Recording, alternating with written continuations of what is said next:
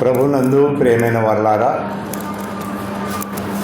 మీకందరికీ మన ప్రభు అయిన యేసుక్రీస్తు వారి శుభప్రదమైన నామమున శుభములు వందనాలు తెలుపుకుంటున్నాను.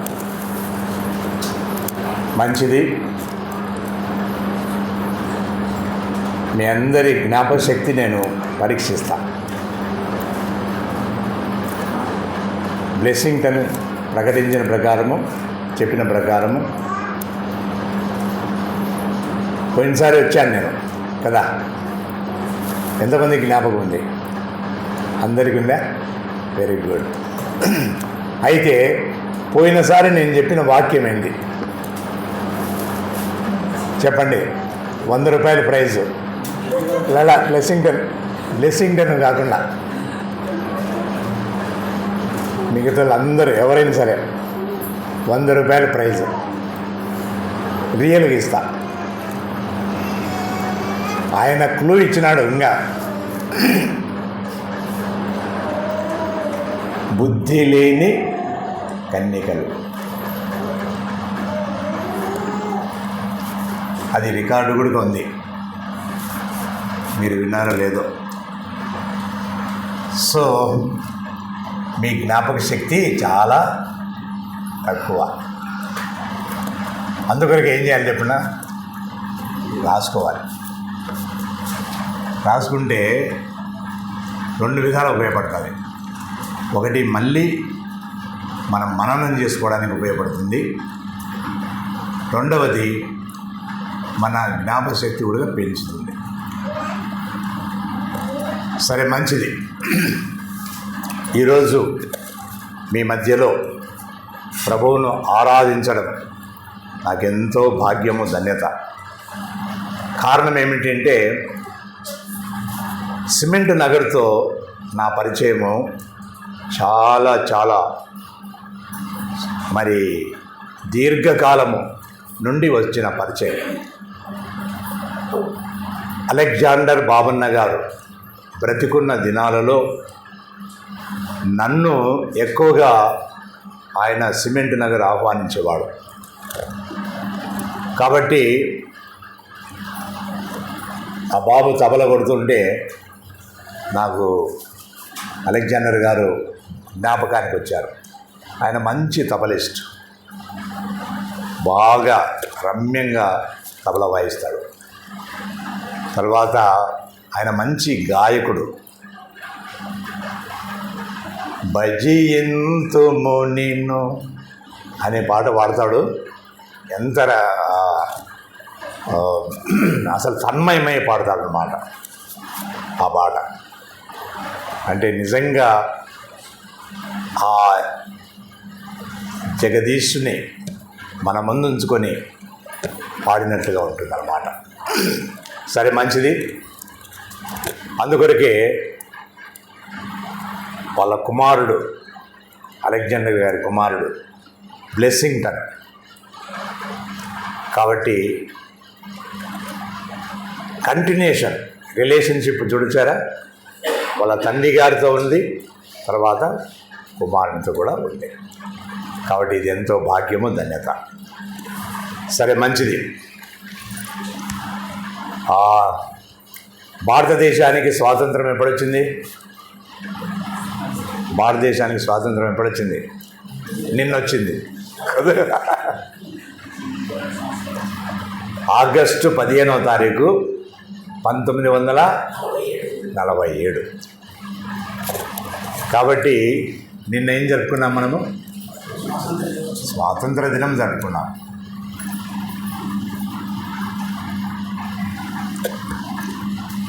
సో నాకు ఏదైనా సంఘాన్ని దర్శించినప్పుడు సందర్భానుసారంగా నేను నా మెసేజ్ తీసుకుంటాను.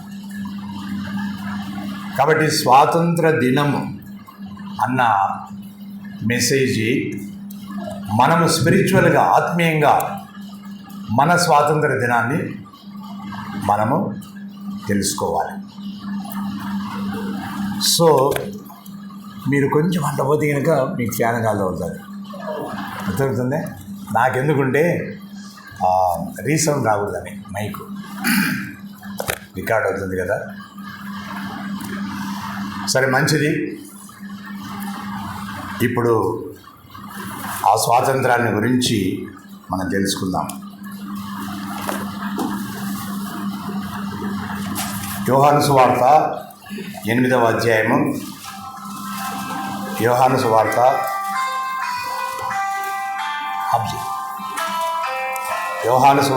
8వ అధ్యాయము 31 నుంచి చదువుతున్నానండి, దయచేసి వినండి. కాబట్టి యేసు తనను నమ్మిన యూదులతో, మీరు నా వాక్యమందు నిలిచిన వారైతే నిజముగా నాకు శిష్యులై ఉండి సత్యమును గ్రహించెదరు. అప్పుడు సత్యము మిమ్మును స్వతంత్రులుగా చేయనని చెప్పగా వారు, మేము అబ్రహాము సంతానము, మేము ఎన్నడూ ఎవనికి దాసులమై ఉండలేదే, మీరు మమ్మల్ని స్వతంత్రులుగా చేయబడుదురని ఎలా చెప్పుచున్నారని ఆయనతో అనిరి. అందుకు యేసు, పాపము చేయు ప్రతివాడు పాపమునకు దాసుడు, దాసుడని మీతో నిశ్చయముగా చెప్పుచున్నాను. దాసుడు ఎల్లప్పుడూ ఇంటిలో నివాసము చేయడు, కుమారుడు ఎల్లప్పుడూ నివాసము చేయును. కుమారుడు మిమ్మును స్వతంత్రులుగా చేసిన ఎడల మీరు నిజముగా స్వతంత్రులై ఉందురు.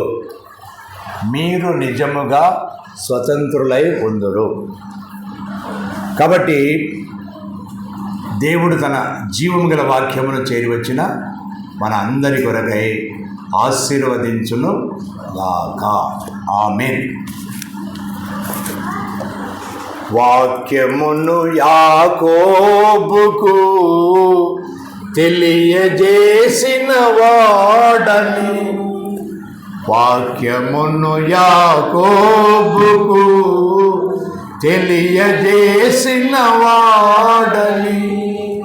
ఏ జనముకి లాగున చేసియుండ లేదని, ఏ జనముకి లాగున చేసియుండ లేదని దేవునికి స్తోత్రము గానము చేయుటయే మంచిది. మనమందరము గానము చేయుటయే మంచిది. ఈరోజు మన అంశం ఏమిటి అంటే ట్రూ ఇండిపెండెన్స్, నిజమైన స్వాతంత్రము. చూసారా, ఇక్కడ మనం చూస్తున్నాము, కుమారుడు మిమ్మును స్వతంత్రులుగా చేసిన ఎడల మీరు నిజముగా, చూసారా, నిజముగా అంటే అర్థం ఏంటంటే ట్రూలీ అని చెప్పేసి. కాబట్టి ప్రభువైన యేసుక్రీస్తు వారు స్వయంగా చెప్పిన మాట. కాబట్టి నిజముగా మీరు స్వతంత్రులై ఉందురు. మనము భారతదేశానికి స్వాతంత్ర దినం జరుపుకున్నాం, 80వ స్వాతంత్ర దినం కదా. స్వాతంత్రము అంటే ఏమిటిది చెప్పండి? స్వాతంత్రం అంటే ఏమిటిది చెప్పండి. అర్థాలు చాలా ఉన్నాయి, చెప్పండి, పర్లేదు. స్వాతంత్రం అంటే స్వేచ్ఛ ఒకటి. తర్వాత ఇంకా అబ్బా ఎవరు చెప్పారు? ఇది వెరీ గుడ్ అమ్మా, గాడ్ బ్లెస్ యూ. విడుదల.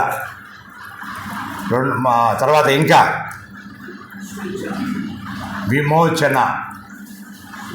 విమోచన. ఇశ్రాయేలీలు ఐగుప్తు బంధత్వంలో నుంచి, ఫరో దాశరికంలో నుంచి విడిపించబడ్డారు. విమోచన. తర్వాత చూస్తే విడుదల. ఇవన్నీ కూడా మరి అర్థాలుగా మనం చెప్పచ్చు. కాబట్టి స్వాతంత్రము. కాబట్టి అటువంటి స్వాతంత్రాన్ని గురించి మన వాళ్ళు ఏం చేస్తున్నారు, జాతీయ పండగ చేశారు. అంటే ఒక్కొక్క కులానికి ఒక్కొక్క పండగ ఉంది. ఇప్పుడు మనకు క్రైస్తవులకు ఏం పండగ ఉంది, క్రిస్మస్ ఉంది కదా. అలాగే ముస్లింలకు ఏం పండగ ఉంది, వాళ్ళకు రంజాన్, అది వాళ్ళకు ప్రాముఖ్యమైన పండగ. హిందువులకు మన తెలుగులకైతే కనుక ఉగాది, మిగతావి ఉన్నాయి కానీ ఉగాది. ఇట్లా ఈ విధంగా ఒక్కొక్క జాతికి, ఒక్కొక్క కులానికి, ఒక్కొక్క మతానికి కొన్ని పండగలు ఉంటున్నాయి.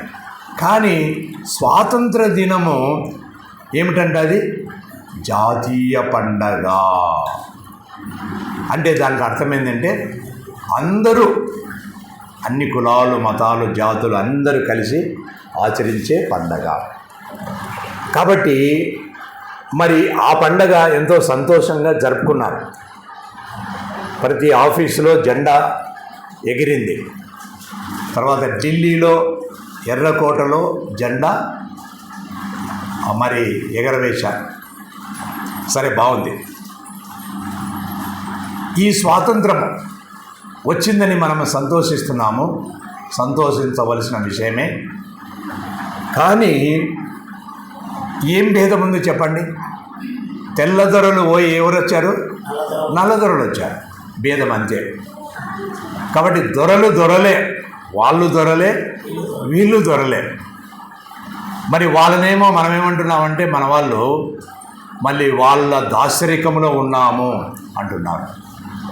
ఇప్పుడేదో పెద్ద ఫ్రీగా ఉన్నట్లు. అసలు స్వాతంత్రానికి అర్థం ఏంటంటే ఫ్రీడమ్. మరి ఫ్రీడమ్ మనకు ఉందా అండి చెప్పండి? మరి ఆఖరుకు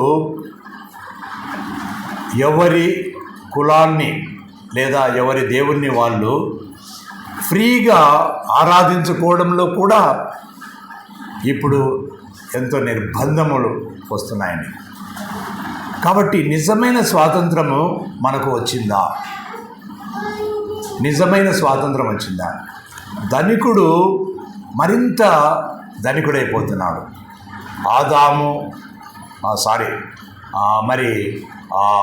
ఎవరైనా అదాని ఇంకొక ఆయన పేరు ఏం పేరు, అంబానీ. వీళ్ళందరూ ఏమవుతున్నారు, ప్రపంచ కోటీశ్వరులు అయిపోతున్నారు. అంటే ధనికుడు మరింత ధనికుడైపోతున్నాడు, దరిద్రుడు మరింత కిందికి దిగజారుతున్నాడు. అంతే భేదం అండి. కాబట్టి మరి ఎన్ని సంవత్సరాలు 80వ మరి స్వాతంత్ర దినం జరుపుకున్నాం.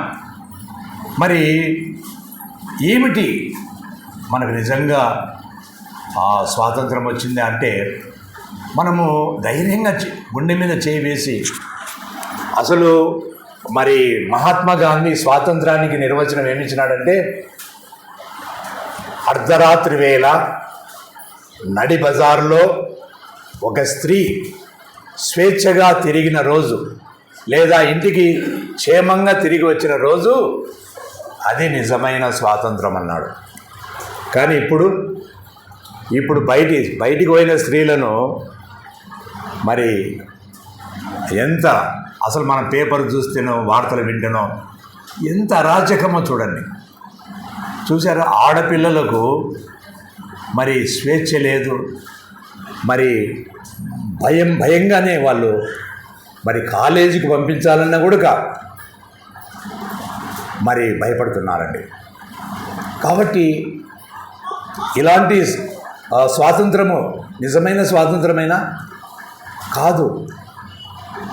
ఇది స్వాతంత్రము బ్రిటిష్ వాళ్ళు దాదాపు 200 సంవత్సరాల పాటు ఏలారు, పరిపాలించారు. అయితే వాళ్ళు పరిపాలన ముగిసిపోయింది. ఎందుకంటే వాళ్ళు ఇంకా పరిపాలించలేకపోయారు. 2వ ప్రపంచ యుద్ధము తర్వాత బ్రిటిష్ ప్రభుత్వము చాలా వీక్ అయిపోయింది, బలహీనమైపోయింది. రెండవది ఏమిటంటే వాళ్ళ ఆర్థిక సంక్షోభం ఏర్పడింది. అటువంటి సందర్భంలో ఇంకా ప్రపంచ దేశాల్లో అందులో మన భారతదేశం పెద్ద దేశం. ఈ దేశాన్ని పరిపాలించడం కష్టం. సరే, దానికి మరి కోయిన్సిడెన్స్ ఏమిటి అంటే మహాత్మా గాంధీ నేతృత్వంలో మరి స్వాతంత్ర సమరం జరిగింది. అయితే మహాత్మా గాంధీ ఆయన స్వాతంత్ర సమరాన్ని బైబిల్ గ్రంథము ద్వారా సాధించాడండి. దక్షిణాఫ్రికాలో మహాత్మా గాంధీ ఉన్న సందర్భంలో మత్తయి సువార్త 5వ అధ్యాయము 6వ అధ్యాయం 7వ అధ్యాయం ఈ 3 అధ్యాయాలు కలిస్తే ఏమవుతాయి చెప్పండి? ఏమంటారు? ఈ 3 అధ్యాయాలు కలిస్తే ఏమవుతారు? ఎవరు కొండ మీద ప్రసంగం చెప్పారు? వేరే ఆయన చెప్తున్నాడు. ఏం మిగతా వాళ్ళంతా ఏమైనారు? ఇక్కడ మరి ఏం మా అమ్మగారు కొండ మీది ప్రసంగము ఈ కొండ మీది ప్రసంగంలో చాలా క్రైస్తవులు జీవించవలసిన జీవన విధానం ఉందండి. కాబట్టి కొండ మీది ప్రసంగము మహాత్మా గాంధీని ఎంతో పురికొల్పిందన్నమాట. నవధన్యతలున్నాయి మత్తయి సువార్త 5వ అధ్యాయంలో. నవధన్యతలో ఒక ధన్యత సాత్వికులు ధన్యులు, వారు భూలోకమును స్వతంత్రించుకుందురు. అప్పుడు మహాత్మా గాంధీకి ఒక ఐడియా వచ్చింది. బ్రిటిష్ వాళ్ళను సాయుధ పోరాటముతో మనము జయించలేము. ఎందుకంటే మన దగ్గర కత్తులు కటారులు ఉన్నాయి, వాళ్ళ దగ్గర ఏమున్నాయి? తుపాకులు ఉన్నాయి, ఫిరంగులు ఉన్నాయి. కాబట్టి వీళ్ళను ఏ విధంగా జయించాలి అంటే మరి ఆయన సాత్వికము అంటే వాళ్ళను మంచితనముతో దాన్ని సాధించాలి అని చెప్పేసి అనుకున్నాడు. అందుకొరకే అహింసా సిద్ధాంతాన్ని ఆయన అవలంబించాడు. సత్యాగ్రహాలు చేశాడు. ఎన్నెన్నో రీతులుగా మరి మనము చూశామండి స్వాతంత్ర సమరము. ఒకవేళ మనం చూడకపోయినా మనము చదివాము, విన్నాము. కాబట్టి అది ఆ స్వాతంత్ర పోరాటము కూడా ఏకమైందనమాట. అటువైపు ఒకవైపునేమో యుద్ధము ముగిసిపోయింది, బ్రిటిష్ వాళ్ళు బాగా బలహీనమైపోయారు.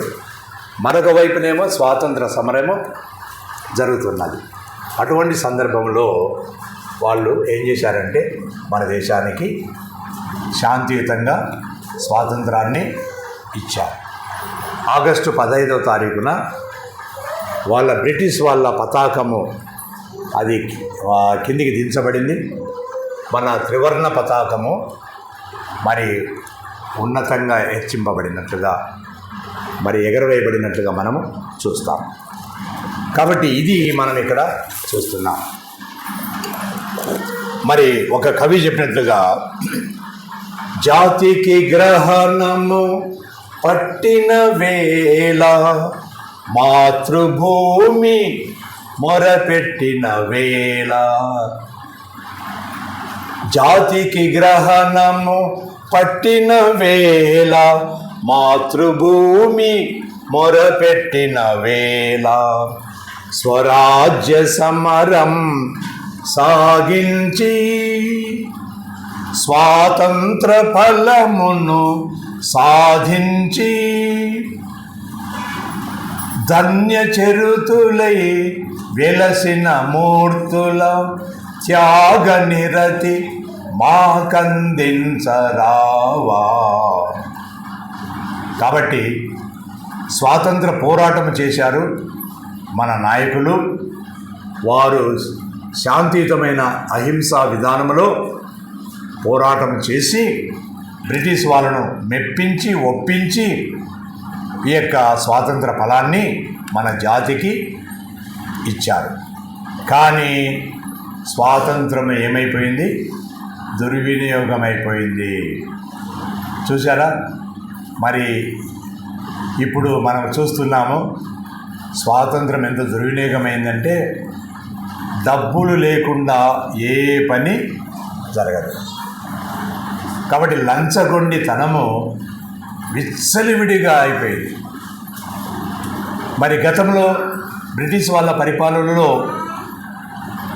ఎంత నిజాయితీగా వాళ్ళు పరిపాలించారంటే, ఒక కేసు కర్నూలులో ఒక ఆయన కుంటి జడ్జి అని ఉన్నాడంట. కుంటి జడ్జి ఎవరైనా మర్డర్ చేసి కేసు ఒకవేళ పెడితే ఇంకా ఆ కేసు తప్పనిసరిగా ఆయన మరి శిక్ష విధించేవాడంట. అంటే ఉరి శిక్ష, నో మెర్సీ. కాబట్టి అంత నిజాయితీగా వాళ్ళు పరిపాలించారు. ఇప్పుడు నువ్వు 10 మందిని మర్డర్ చేసి మళ్ళీ స్వేచ్ఛగా తిరిగి రావచ్చండి. అందుకొరకే వాళ్ళందరూ కూడా ఏమైపోతున్నారు? హీరోలు అయిపోతున్నారు, నాయకులు అయిపోతున్నారు. కాబట్టి ప్రేమైన వల్ల ఇక్కడ మనం గమనించినప్పుడు స్వాతంత్రము వచ్చింది కానీ దాన్ని సద్వినియోగం చేసుకోలేకపోయింది మన జాతి. అందుకొరకే దుర్వినియోగం. కాబట్టి ప్రేమైన వల్ల మరి ఇక్కడ చూడండి, మైనారిటీస్ అంటే క్రిస్టియన్స్ అయితేనేమి, ముస్లిమ్స్ అయితేనేమి, ఇతర వర్గాలు మైనారిటీస్ ఉన్నారు.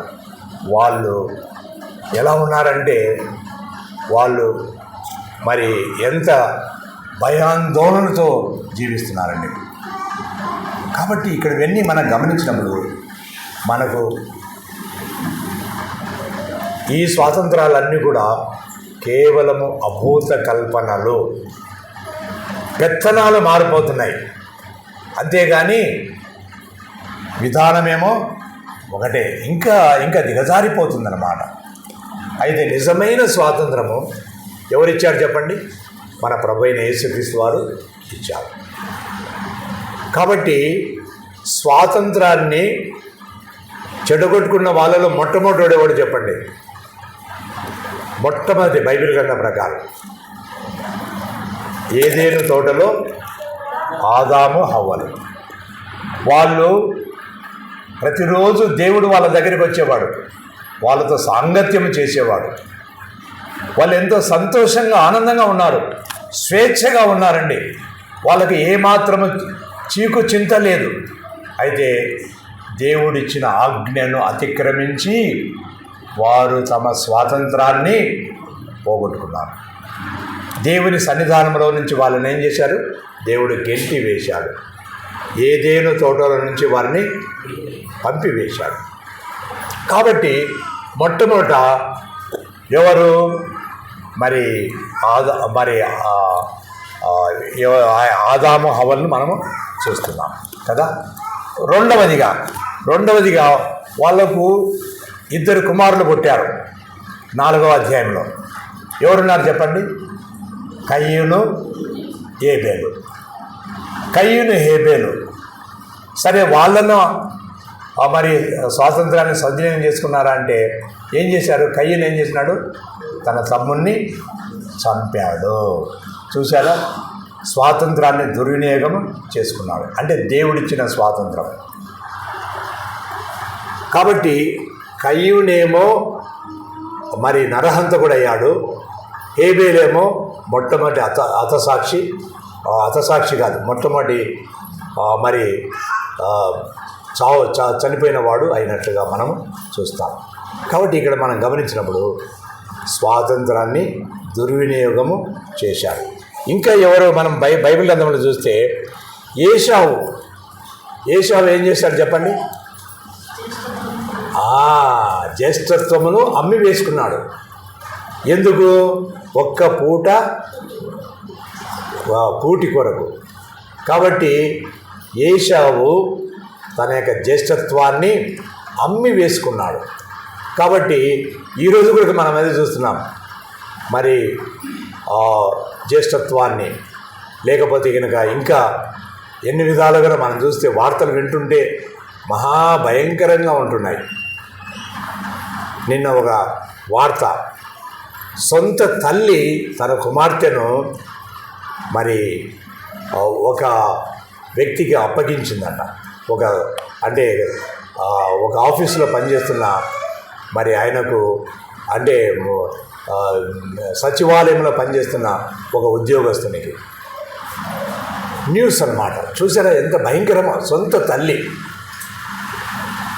ప్రేమైన వాళ్ళరా, అంత దారుణాలు జరుగుతున్నాయండి. కాబట్టి ఇక్కడ మనం గమనించినప్పుడు ఏశావును మనం చూసాం. తర్వాత చూస్తే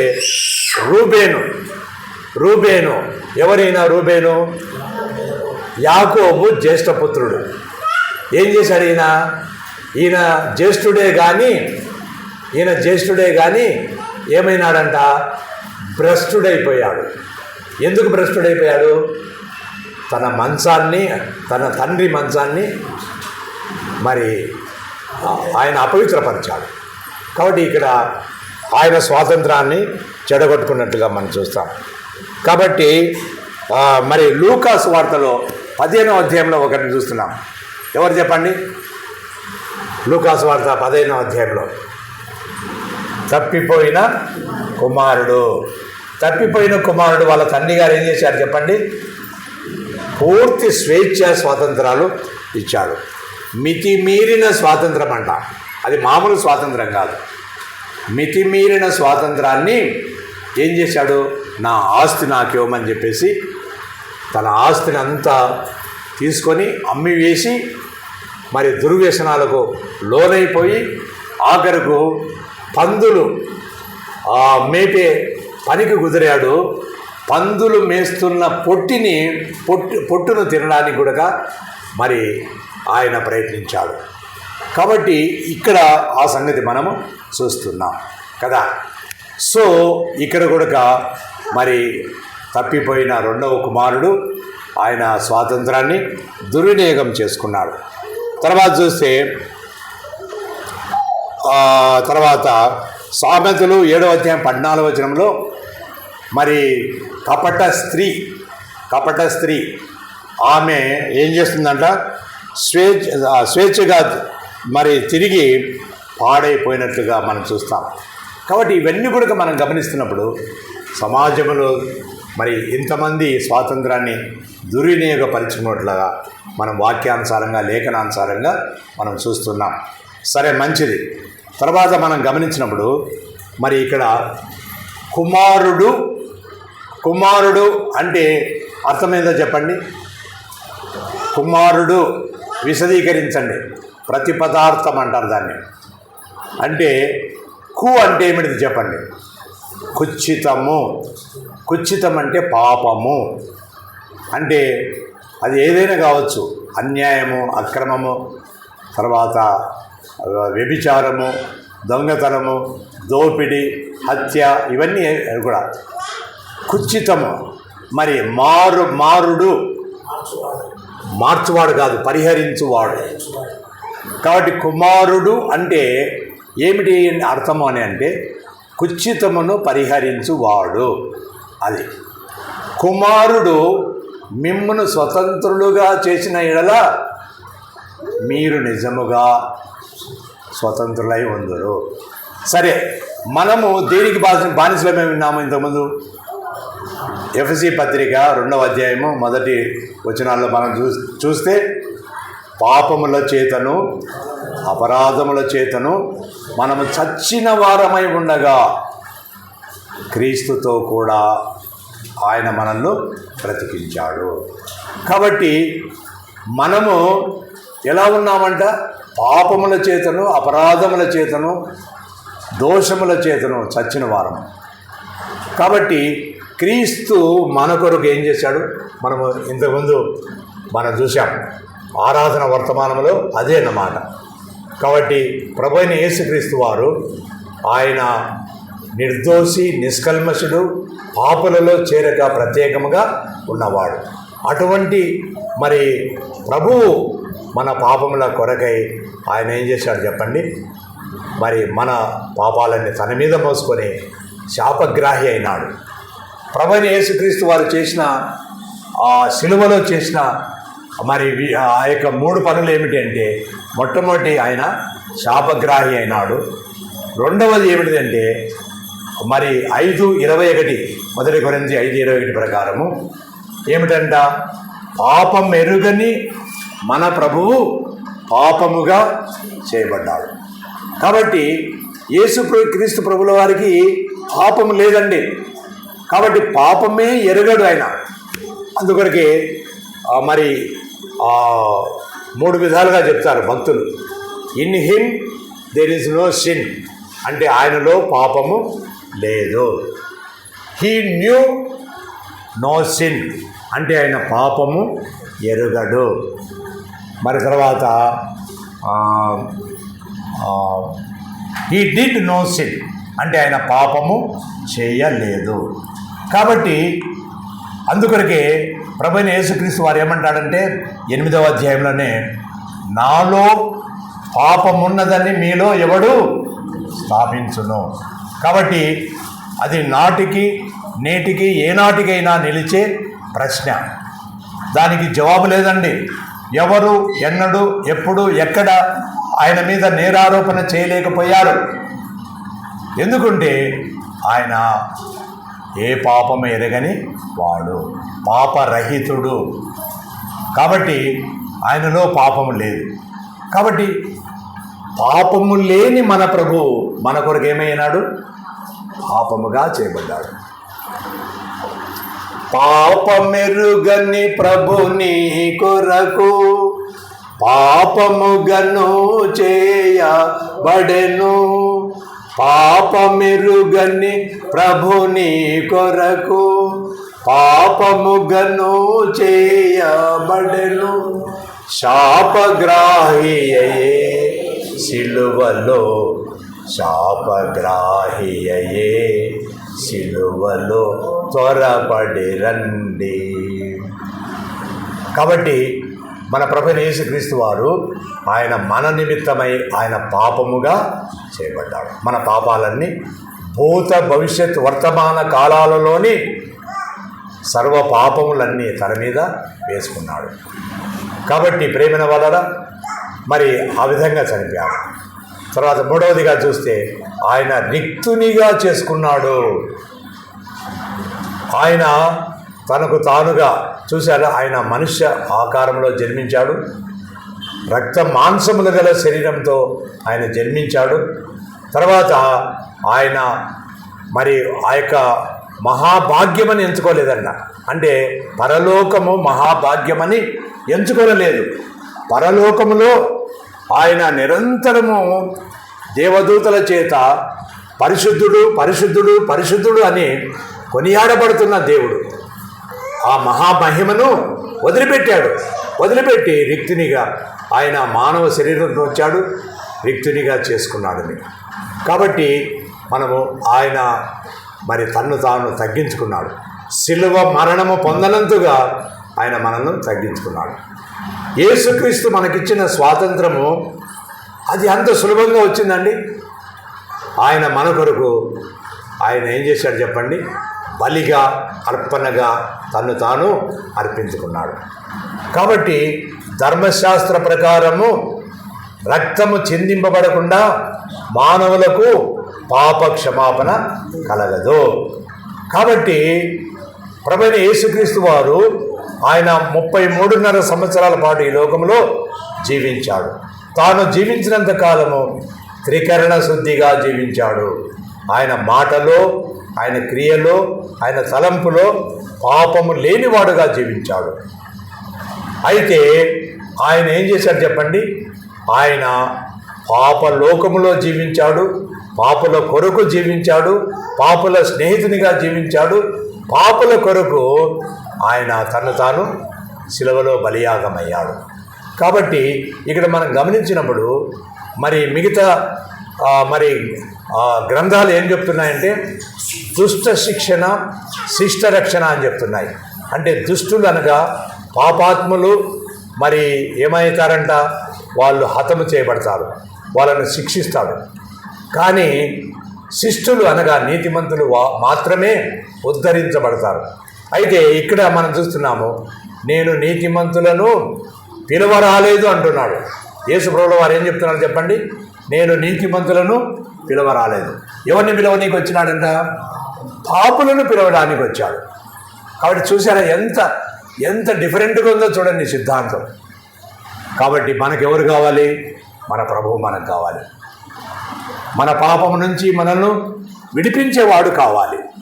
కాబట్టి అందుకొరికి ఆయన అంటున్నాడు, మరి పాపములను క్షమించుటకు మనుష్య కుమారునికి మాత్రమే అధికారము కలదు. కారణం ఏమిటంటే మరి ఆయన ఒక్కడే మానవుల యొక్క పాపం పరిహారార్థము తను తానుగా బలిపశువుగా అర్పించుకున్నాడు. ఆయన పరిశుద్ధ రక్తాన్ని ఆఖరు బొట్టు వరకు ఆయన కలవరి శిలువలో చెందించాడు. ఆయన చేసిన గొప్ప బలియాగము ద్వారా మనకు పాప క్షమాపణ, ఆయన కార్చిన పుణ్య రక్తము ద్వారా మనకు పాప పరిహారము ఆయన అనుగ్రహిస్తున్నాడు. కాబట్టి ప్రేమైన వాళ్ళరా, ఇక్కడ మనం గమనించినప్పుడు మన ప్రభువుల వారు మన కొరకు ఆయన గొప్ప త్యాగం చేశాడండి. ఆయన గొప్ప త్యాగం చేశాడు. కాబట్టి ఆయన మనలకు స్వాతంత్రం ఇస్తున్నాడు. పాపము నుండి, శాపము నుండి, దైవోగ్రత నుండి ఆయన మనల్ని విడిపిస్తున్నాడు. విడిపించి మనకు నిజమైన స్వాతంత్రాన్ని అనుగ్రహిస్తున్నాడండి. కాబట్టి ఇప్పుడు మనం చేయవలసింది ఏమిటంటే, ఆయన మనకు స్వాతంత్రం ఇచ్చాడు అంటే ఏమిటి? ఇంతకుముందు మనము మీ తండ్రి అమ్మ ఆ పిల్లల్ని వదిలిపెట్టేసేయండి, వాళ్ళు ఆడుకుంటారులే, మీరు వదిలిపెట్టి ఇక్కడ విను, ఏం పర్లేదు, వాళ్ళు ఆడుకొని. కాబట్టి మనం ఇక్కడ చూస్తున్నాము, మరి ఏమిటంట, మరి పాపము చేయు ప్రతివాడు పాపమునకు దాసుడు. పాపము చేయు ప్రతివాడు పాపమునకు దాసుడు. అయితే మరి దేవుని యొక్క వాక్యం ఏం సెలవిస్తున్నదంటే, మరి చూడండి, రోమీయులకు రాసిన పత్రిక 6వ అధ్యాయము 17-18 వచనాల ప్రకారము,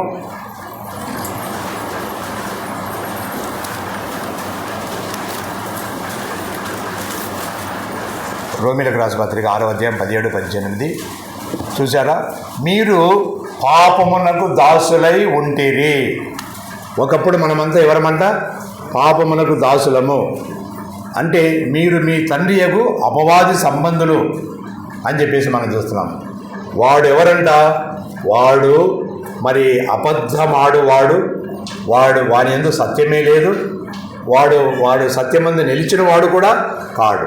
వాడు నరహంతకుడు, సత్యమందు నిలిచిన వాడు కాడు. వానిలో సత్యమే లేదు. వాడు అబద్ధమాడినప్పుడు తన స్వభావమును అనుసరించే వాడు మాట్లాడుతాడు. వాడు అబద్ధికుడు, అబద్ధమునకు జనకుడై ఉన్నాడు. కాబట్టి ఇక్కడ మనం చూస్తున్నాము, అటువంటి మరి మనము పాపమునకు దాసులమై ఉండగా ఏమంట ఆయన చూడండి,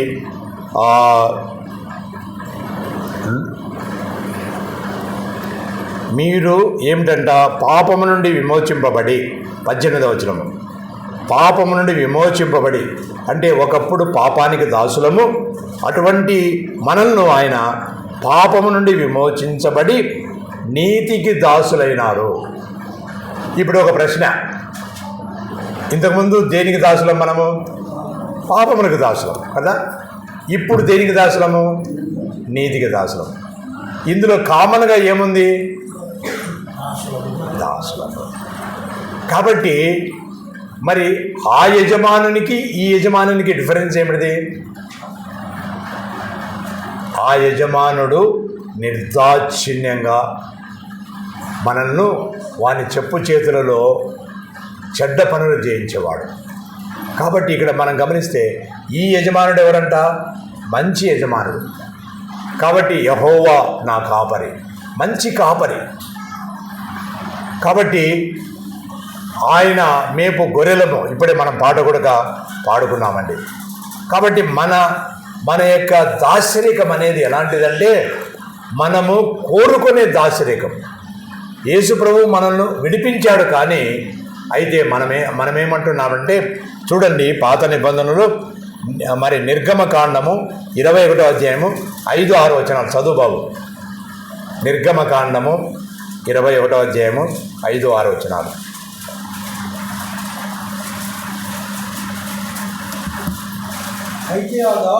అయితే ఆ దాసుడు నేను నా యజమానుని, నా భార్యను, నా పిల్లలను సేవిస్తున్నాను.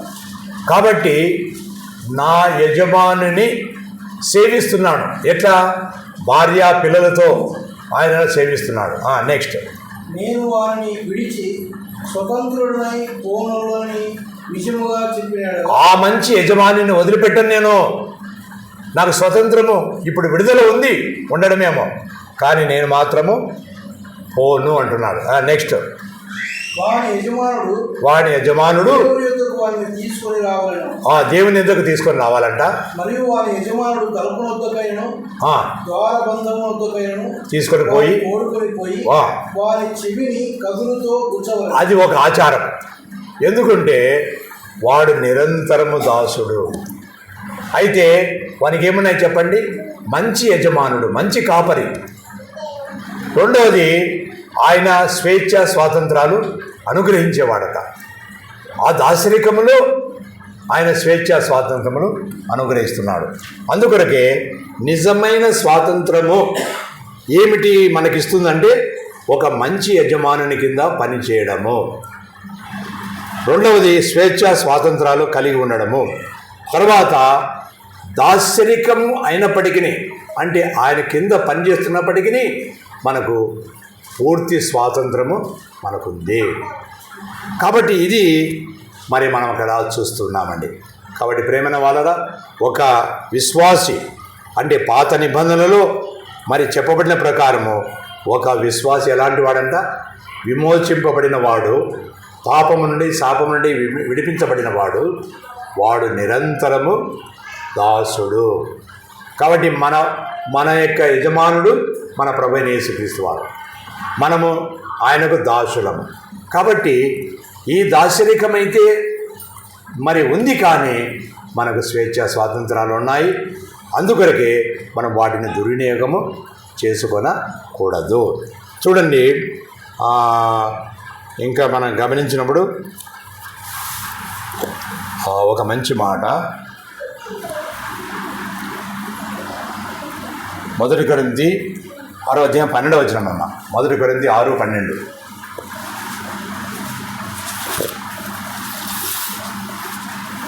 అన్నిటి యందు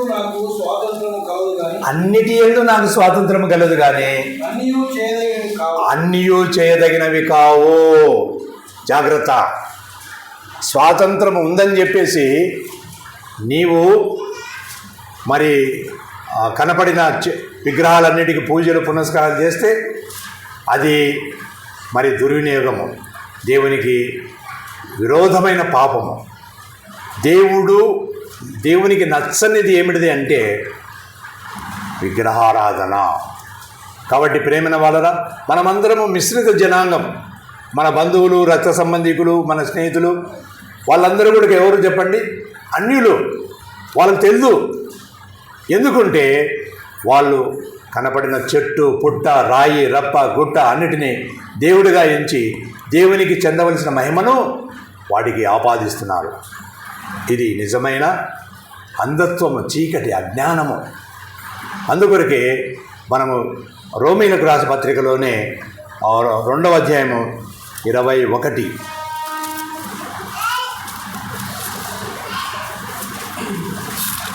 వారి అవివేక హృదయము అంధకారమాయను అని చెప్పేసి మనం అక్కడ చూస్తున్నామండి. చూడండి, 22వ వచనము, 1వ అధ్యాయం 22వ వచనము. వారి అవివేక హృదయము అంధకారమైన తాము జ్ఞానులమని చెప్పుకొనుచు బుద్ధిహీనులైపోయారు. నెక్స్ట్ అమ్మా, వారు అక్షయుడకు దేవుడు అంటే ఆయన మరి నిరంతరము ఉండేవాడు, ఆయనకు ఆది అంతం లేదు. ఆయన అటువంటి ఆ దేవుని ఏం చేస్తున్నారు చెప్పండి? దేవుని మహిమను చేయమగు మనుషుల యొక్కయు, పక్షుల యొక్కయు, చతుష్పాద జంతువుల యొక్కయు, పురుగుల యొక్కయు ప్రతిమా స్వరూపములుగా చేసి వాటికి మొక్కుతున్నారు. చూసారా మన దేశంలో ఇది ఈ 2 వచనాలు భారతదేశం యొక్క చిత్రపటం అండి. చూసారా, ఎంతోమంది జ్ఞానులు, వివేకులు ఉన్నారు. నిజంగా మనం ఎంత ధన్యులమంటే జ్ఞానులకు, వివేకులకు మరుగుపరిచిన ఈ సత్యము పసిబాలుర వంటి మాకు బయలుపరిచావు. అందును బట్టి దేవానికి స్తోత్రములు. నిజమేనండి, మనము నిజంగా ఎన్నిక లేని వారము, దుమ్ము ధూళి కంటే హీనమైన వారం. అలాంటి మనల్ని దేవుడు ఏర్పరచుకున్నాడు తన మహిమ నిమిత్తం. కాబట్టి ప్రేమైన వాళ్ళరా, యెహోవా దేవుడు కాగల జనులు ధన్యులు. ఇప్పుడు క్రీస్తు యేసునందున్న వారు ఏ శిక్షావిధి లేదు. కాబట్టి మనం చూస్తున్నాం 2 కొరింథీ 5:17 కూడా మనం చూస్తున్నాము. మనము క్రీస్తు యేసునందున్న వారు నూతన సృష్టి, పాతవి గతించును. అంటే పాప ప్రాచీన స్వభావము, రోత స్వభావం పాతవి గతించును, ఇదిగో సమస్తము క్రొత్తవాయును. కాబట్టి మనము న్యూ క్రియేచర్, అంటే వన్స్ ఫర్ ఆల్. మనము అంటే పురుగు వంటి యాకోబు. కాబట్టి పురుగు వంటి మనల్ని ఆయన అందమైన సీతాకోక చిలకగా మార్చాడు. అదే దాన్ని ఏమంటారంటే ట్రాన్స్ఫర్మేషన్ అంటారు, అనగా రూపాంతరము. కాబట్టి మనమందరము రూపాంతరము మనము చెందుతూనే ఉన్నాం. అది కానీ చాలామంది క్రైస్తవులు ఏం చేస్తున్నారంటే వాళ్ళు మారు మనసు పొందుతున్నారు కానీ అయితే రూపాంతరము చెందడం లేదు. చూడండి, రోమీలకు రాసిన పత్రిక 12వ అధ్యాయము 12వ అధ్యాయం మొదటి నుంచి చదువుతాను. కాబట్టి సహోదరులారా, పరిశుద్ధమును దేవునికి అనుకూలమైన సజీవ యాగముగా మీ అవయములను మీ శరీరమును ఆయనకు సమర్పించుకోండి. దేవుని వాత్సల్యతను బట్టి మిమ్మను ప్రతిమాలు కొనుచున్నాను. ఇటు సేవ మీకు యుక్తమైనది. మీరు ఈ లోక మర్యాదను అనుసరింపక జాగ్రత్త. మనము విడుదల పొందాం. ఇజ్రాయేల్ జనాంగం ఏం చేశారు చెప్పండి? వాళ్ళు దేవుడు చేసిన ఆ యొక్క మహిమాద్భుత కార్యాలను ఎప్పుడు ఏం చేస్తారంటే వాళ్ళు మర్చిపోతారు. ఫర్గెటింగ్. మనం కూడా దేవుడు చేసిన మేలును మర్చిపోతాము. ఏదైనా శ్రమ, కష్టము, ఇరుకు, ఇబ్బంది, వ్యాధి, బాధ వస్తే మనం ఏం చేస్తామని చెప్పండి? దేవుణ్ణి నిందిస్తాము, దేవుని మీద సనిగి గొనుగుతాము. అందుకొరకే ఈ లోక మర్యాదను మీరు అనుసరింపక ఏమిటంట? ఉత్తమమును అనుకూలమును సంపూర్ణమై ఉన్న దేవుని చిత్తము. కాబట్టి దేవుని చిత్తము. ఎవరైనా సరే జ్వరం వచ్చినప్పుడు, మీరు జ్వరం వచ్చిందనుకోండి, నేను ఎగ్జాంపుల్ చెప్తున్నా, దేవానికి స్తోత్రం అని చెప్పినారా? ఎవరైనా చెప్పినారా చెప్పండి? ఏమ్మా జ్వరం వచ్చినప్పుడు దేవానికి స్తోత్రం అని చెప్పినారా? ఎందుకంటే దేవుడు అనుమతించాడు. దేవుడు ఏ పని చేసినా మన కొరకు చేస్తాడు. జ్వరము అన్నది ఏమిటిది అంటే ఒక సిమ్టమ్, ఎక్స్టర్నల్ సిమ్టమ్. లోపల ఏదో ఒక వ్యాధి ఉంటుంది. కాబట్టి దాన్ని బయట పెట్టడానికే. ఇప్పుడు సపోజ్ ఫర్ ఎగ్జాంపుల్ మన బ్లెస్సింగ్టన్ గారికి హార్ట్ సర్జరీ జరిగింది. మరి ఎందుకు జరిగింది? ఆయన ఆయాసపడ్డాడు. ఏదో ఒక సిమ్టమ్ బయటపడింది. ఆ సిమ్టమ్ను దేవుడు మనకు చూపిస్తాడు. కాబట్టి మరి అందుకొరకే రోమా 8:28 ఇది పాజిటివ్ సిద్ధాంతం. కాబట్టి పాజిటివ్ నేచర్ మనం కలిగి ఉండాలి. తన్ను ప్రేమించు వారికి, అనగా తన సంకల్పము చొప్పున పిలువబడిన వారికి ఆయన ఏం చేస్తాడంట? సమస్తమును సమకూడి జరుగుతున్నవంట. అంటే వారి మేలు కొరకై సమకూడి జరుగుతున్నది. కాబట్టి ప్రేమైన వాళ్ళరా, మనం ఏదైనా వచ్చినప్పుడు దేవానికి స్తోత్రం అని చెప్పండి. ఎందుకంటే స్తుతిలో శక్తి ఉంది. ఎరుకో పట్టణాన్ని ఏ విధంగా జయించారు ఇజ్రాయేలు? స్తుతి. కాబట్టి స్తుతి ద్వారానే దేవుడు మనకు జయమిస్తాడు. స్తుతిలో శక్తి ఉంది, స్తుతిలో బలం ఉందండి. కాబట్టి ఇక్కడ మనం అదే చూస్తున్నాం. మంచిదండి. ఇక్కడ మనం ఏమిటంట, దేవుని చిత్తం ఏమిటో పరీక్షించి తెలుసుకున్నట్లు మనస్సు మారి, అంటే మనం మారు మనసు పొందాం, దేవునికి స్తోత్రములు. కానీ మనస్సు మారిన తర్వాత ఏమిటంట? రూపాంతరము చెందాలి. మన విశ్వాస జీవితంలో, మన రక్షణ అనుభవంలో 3 ఉన్నాయండి. ఒకటేమో జస్టిఫికేషన్, అంటే మనం రక్షించబడ్డాం. అంటే పాస్ట్ సిన్స్, ఎప్పుడైతే మన పాపములు మనం ఒప్పుకున్నామో అప్పుడు ఏమవుతామంట? మనము ఆయన నమ్మదగిన వాడు, నీతిమంతుడు గనక మనల్ని ఏం చేస్తాడు? సమస్తమైన దుర్నీతి నుండి కడిగి పవిత్రపరుస్తాడు. దీన్ని ఏమంటారు? జస్టిఫికేషన్ అంటారు. రెండవది ఏమిటిది? శాంటిఫికేషన్, అంటే పరిశుద్ధపరచబడము. ఇది అనుదిన చర్య. ప్రతిరోజు మనము పరిశుద్ధపరచబడుతూ ఉండాలి. కాబట్టి ప్రేమైన వాళ్ళరా, మనము ఈ లోకంలో జీవిస్తున్నాం, పాప శరీరంతో జీవిస్తున్నాము, దుష్టత్వముతో చెడుతనంతో నిండిన లోకములో జీవిస్తున్నాం. కాబట్టి పాపము మస్టు మైలా డాగు మనకు అంటుకుంటుంది. అందుకొరకే దేవుడు ఏం చేశాడు? ఈ క్రమాన్ని మనకిచ్చాడు. అంటే ఆయన సన్నిధికి వచ్చినప్పుడు మనం ఏం చేయాలి చెప్పండి? మనం ఆత్మ పరిశీలన చేసుకోవాలి, మనల్ని మనం పరీక్షించుకొని మరి యోగ్యమైన రీతిలో అందులో చేయి వేయాలి.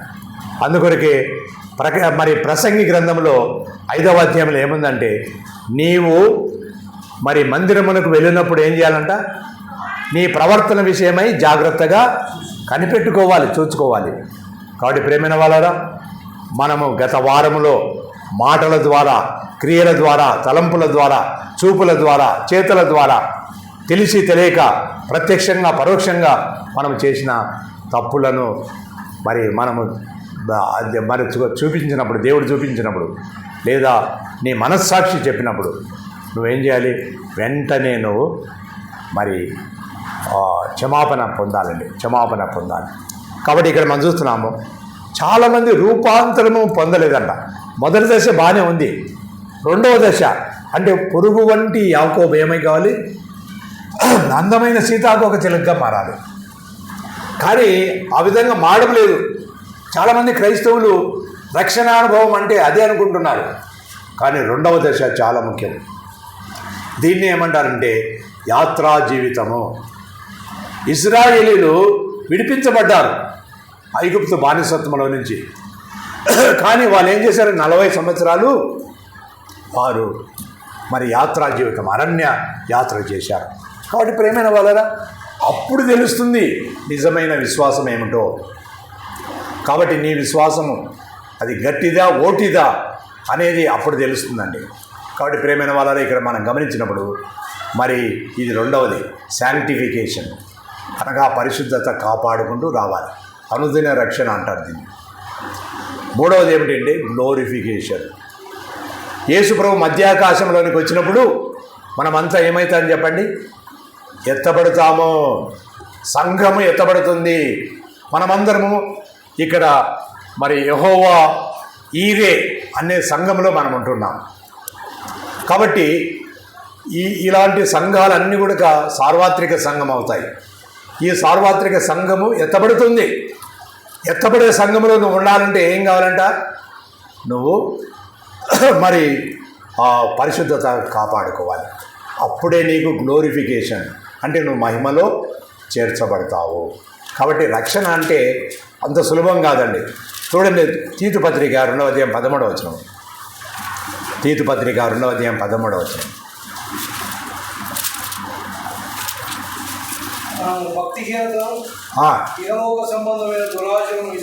విసర్జించి శుభప్రదమైన నిరీక్షణ నిమిత్తము అనగా మహాదేవుడును మన రక్షకుడైన ప్రత్యక్షత కొరకు ఎదురు చూచుచు ఈ లోకములో మనం ఏం చేయాలంట? అంటే స్వస్థ బుద్ధి అంటే మంచి బుద్ధి. కాబట్టి మా స్వస్థ బుద్ధితోను నీతితోను భక్తితోను బ్రతుకుచుండవలెను. ఇదేనండి రెండవ దశ. అప్పుడు మనం మూడవ దానికి వెళ్తాం. ఎత్తబడే సంఘములో మనం ఉంటాం. మధ్యాకాశములో వరుడైన క్రీస్తును కలుసుకుంటాం. అక్కడ కళ్యాణం. అక్కడ 7 సంవత్సరాలు అక్కడ నిజంగా వైభవంగా ఉంటుంది. ఇక్కడ భూలోకంలో ఏముంటుంది చెప్పండి? శ్రమలు, మహాశ్రమలు. కాబట్టి ఈ శ్రమల నుంచి నువ్వు తప్పించుకోవాలంటే నువ్వేం చేయాలి చెప్పండి? పరిశుద్ధంగా జీవించాలి. తీతు పత్రిక 2వ అధ్యాయం 13వ వచనం జ్ఞానం పెట్టుకోండి. కాబట్టి ప్రేమైన వాళ్ళరా, ఆయన ఇచ్చిన స్వాతంత్రాన్ని మనము సద్వినియోగం చేయాలి, కానీ దుర్వినియోగం చేయకూడదు.